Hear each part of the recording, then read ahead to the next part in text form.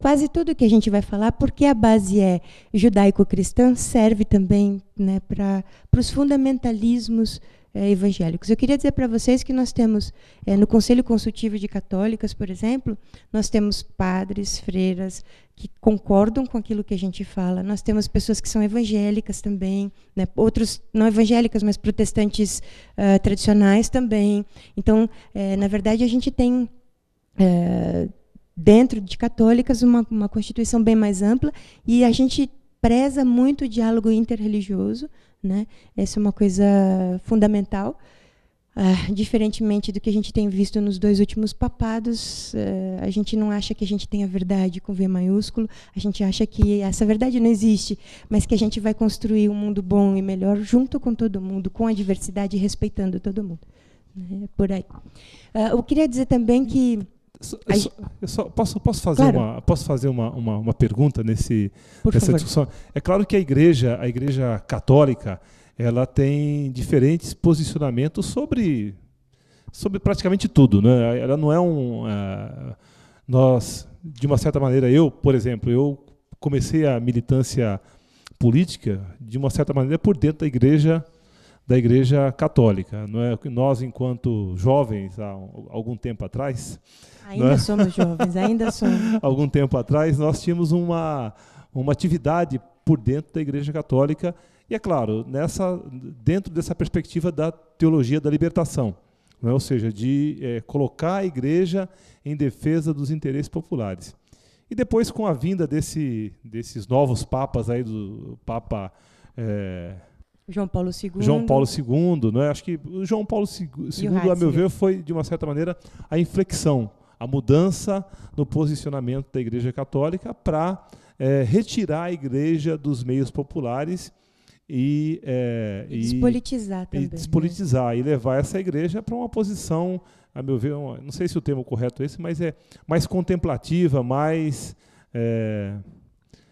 conservadora. Mais conservadora mesmo, né? Então, nesse sentido, essa discussão, seja a discussão do aborto, seja a discussão da participação por dentro da igreja, não fica uma discussão relegada ao segundo plano, sendo que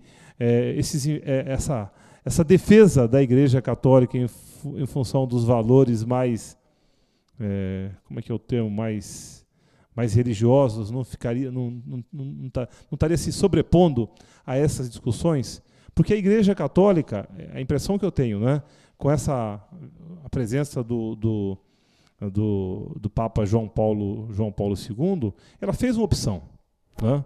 Ela fez uma opção em defesa, né, de uma igreja que se distancia da população efetivamente, né? E por outro lado, ela vem perdendo essa disputa, porque disputa público, efetivamente, né? Sim, a igreja disputa mercado. pública, ela disputa fiéis, né?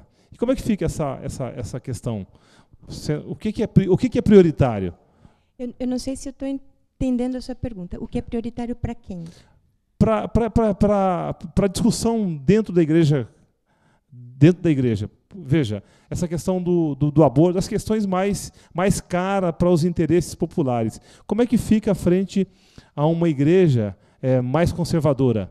Como é que fica... Tá. Né? Tá bom. Eu acho que durante a minha fala a gente vai conseguir chegar nisso que você está falando. Mas, na verdade, os 2 temas que a gente trabalha mais fortemente, que são direitos sexuais e direitos reprodutivos, são hoje 2 bandeiras de resistência exatamente à oposição fortíssima que a Igreja Católica vem fazendo no mundo inteiro a esses direitos, né? Então, eu acho que durante a minha fala, caso não tenha esclarecido, aí você volta a me perguntar. Pode ser?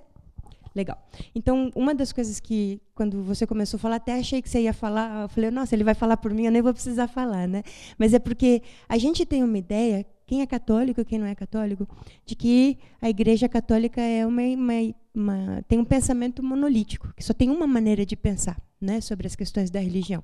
E isso, a gente tem um reforço para isso quando a gente tem um líder mundial, é a única igreja, né, que tem um líder mundial e que tem um assento de segurança tem um assento na ONU como Estado, né? Então isso já mostra que tem uma diferença grande e também tem uma mistura estranha entre espiritualidade e fé e exercício de poder. Por que porque o representante máximo de uma instituição religiosa, de uma igreja, de uma fé, de uma crença, tem um assento na ONU. Quer dizer, porque é uma nação, porque é um Estado, na verdade. Né? Não é uma... Por que é um Estado, afinal de contas? O que isso tem a ver com a fé? E o que isso tem a ver com espiritualidade? Né?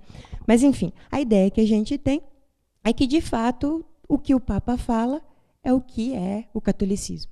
E, muito diferentemente disso, né, a gente já falou hoje, por exemplo, da teologia da libertação.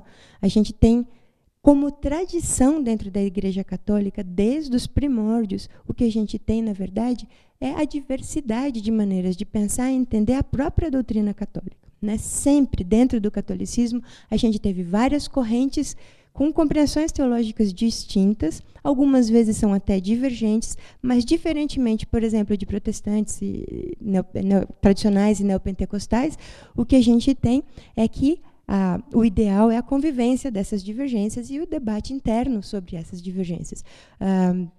Os protestantes, por exemplo, quando eles têm uma divergência, eles rompem e montam uma outra denominação, uma outra igreja e assim por diante. No catolicismo, isso nunca foi assim, né? Ao contrário.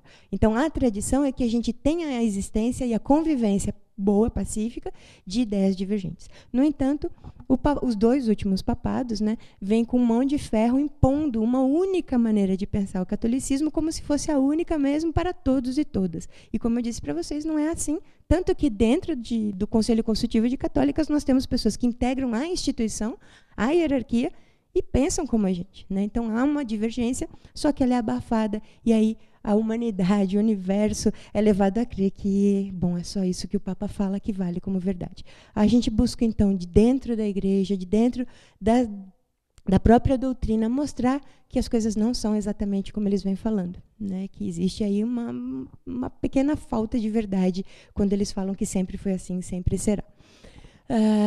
Bom, podemos ir para o próximo?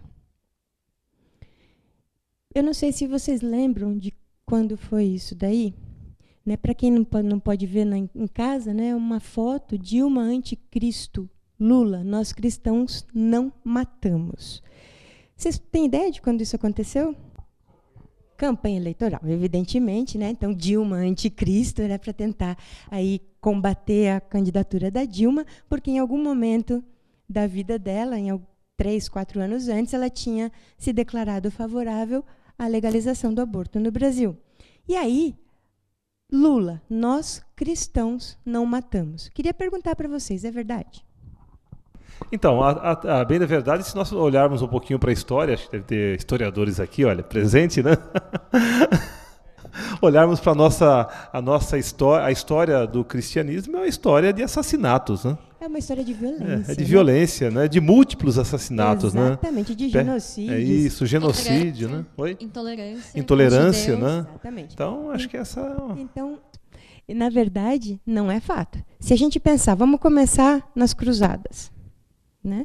A gente tem a versão cristã das cruzadas. Se vocês forem ler os textos mouros sobre as cruzadas, os cristãos foram absolutamente terríveis, né? Com assassinatos, estupros, roubos, e a gente não sabe essa versão, claro, a gente só tem a versão cristã. Nós fizemos uma cruzada santa, né? Não foi nada santa.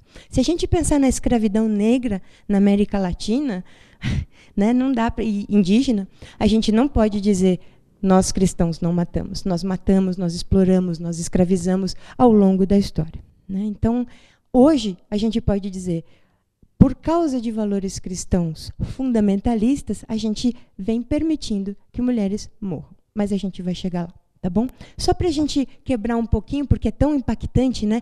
Esse tipo de frase, né, tão assertiva assim, ela é bem própria dos fundamentalismos, né? E aí a gente vai então falar um pouquinho sobre fundamentalismo para a gente entender como é que essas coisas estão acontecendo.